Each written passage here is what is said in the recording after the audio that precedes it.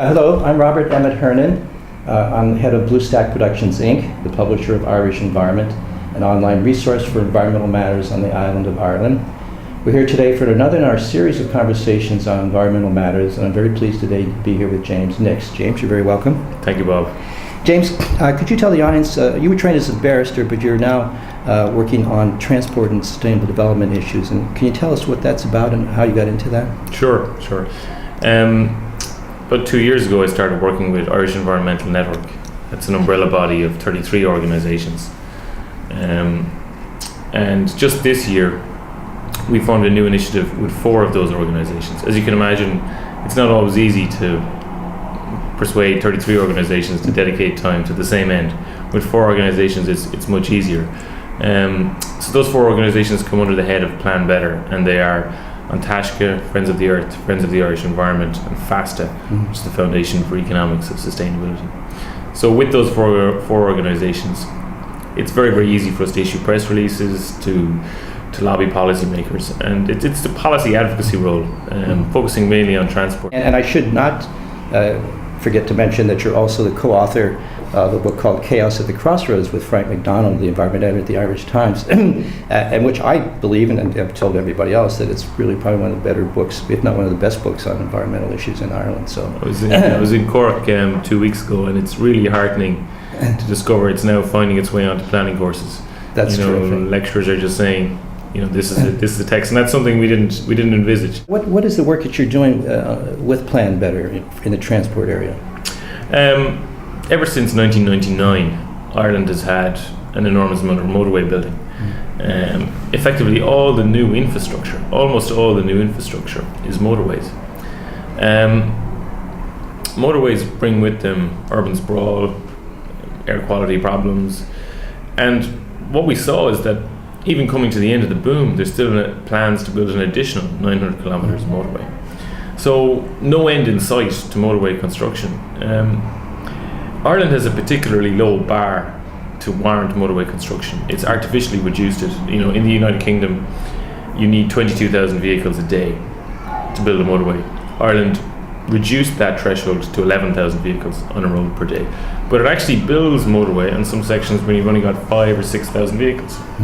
So 25% of what would justify a motorway in the UK. So effectively, we've ended up almost mimicking a huge portion of the inherited national road network with motorways. And is James, is the work entirely on cars and roads, or is there other transport issues that you deal with? No, we push strongly the alternatives. I suppose in the case of motorways, what we say is yes, there are urban areas that need relief from congestion. That's undoubted. But we argue for urban boulevards rather than soulless, treeless ring roads going around towns. We say, look, why not build a new boulevard? Why not relieve the traffic that way and bring people around the town? There's no need for the quantum of motorway construction that we've had. What we've noticed is that there's been a 7% fall in traffic in the last 2 years in Ireland, and that's very significant. Because it means that even their low thresholds aren't even being met. The Irish taxpayers now face penalty payments on the M3 motorway through Tara, and also on the tunnel going under the Shannon at Limerick. Now, could you explain to us why there's some penalties? Because of the public-private partnerships? What happened there, and this is work we did over a long period, statistical work, looking at the figures using both pieces of infrastructure. Very simply, the state pledged to pay out additional monies to the constructor and the operator of the Limerick Tunnel if traffic fell below 17,000 vehicles a day. Traffic is in fact at 13,500 vehicles a day. So I think it's a 20 to 25% shortfall. Similar sort of numbers on the M3 through Tara. So traffic hasn't met expectations. The state is on the hook. The taxpayer is on the hook. So you're paying in the toll. You're paying at the toll booth, and you're paying again for your taxes. Even though all of these public-private partnership projects were designed to shift risk, move risk to the private sector. No, they never did.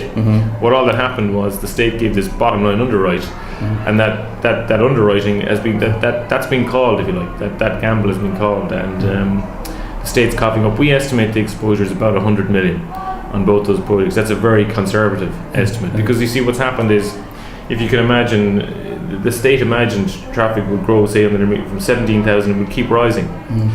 Now it's at 13, so it may well still rise, but it will never cross that. It will never. We don't ever anticipate it to go this way.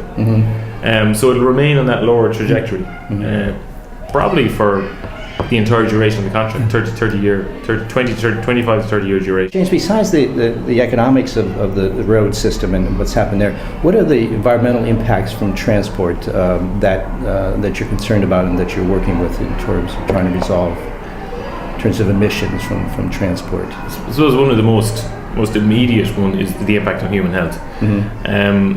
A consequence of faster moving vehicles and a consequence of more vehicles is greater nitrate oxide emissions, commonly known as NOx. NOx is a precursor to ozone pollution, and that ozone pollution is a contributor to asthma. It also causes other bronchial ailments, heart conditions, lung conditions.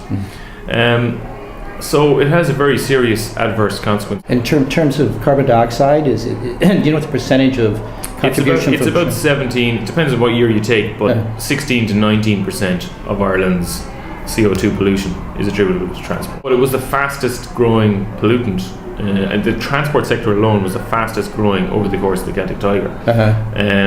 It more than doubled. It more than doubled in the space of 13 to 15 years. And particulate matters is a problem with the cars, particularly. It is. I mean, there's been a shift to diesel, less taxation of diesel. That's worsened the situation in terms of particulate matter. I mean, there are other difficulties too, which we need to unpick a little bit more. A car-based society encourages a more sedentary society. 1/5 of our children are obese. And I do quite a few school engagements, and it just pains me. I mean, it is tear-jerking to go into a school and see. I mean, some schools you go to, it's visibly way more than 1 in 5 are overweight or obese. It's way more, because that's obviously an average figure, and I suppose I don't know what it is, but I've been in schools and looking around, it almost seems like well over, in around a third in some schools. And that sort of fills me with dread, because you think 10 years down the road, 15 years down the road, all the health experts, all the obesity experts say it's very, very unlikely for a child to shake off that in their teens. You think there's a class issue with buses and riding buses? It's been hugely eroded, and the one thing we see is that there's enormous opportunity to cut it out altogether, that sense of divide. In the 90s, our Dublin pioneered quality bus corridors. The most successful one was the 46A, the route to Still Oregon, running by St. Vincent's Hospital, RTE, Donnybrook, and on into the city centre. And that's been hugely successful. There's been a failure to capitalise on that. There was a movement to, instead of enhancing the nation's bus networks, which is a cost-effective and simple thing to do, we had this shift across to rail infrastructure, which is very costly, and we now have the fallout of that. We have rail projects which can't be afforded, but yet all the money is going into them. We're projected to spend 80 to 180 million next year moving statues from Metro North. You couldn't make it up. I mean, literally, we're going to put the statues in cloths and wool and whatever else, take them out of Stephen's Green, O'Connell Street, and put them in storage for a project that may never proceed. The Metro North project is, depending on who you believe, 3 to 6 billion, and we don't know. It can't be afforded at 6% interest rates. It's effectively all coming out of the IMF. There's an argument the country's insolvent. Why should an insolvent country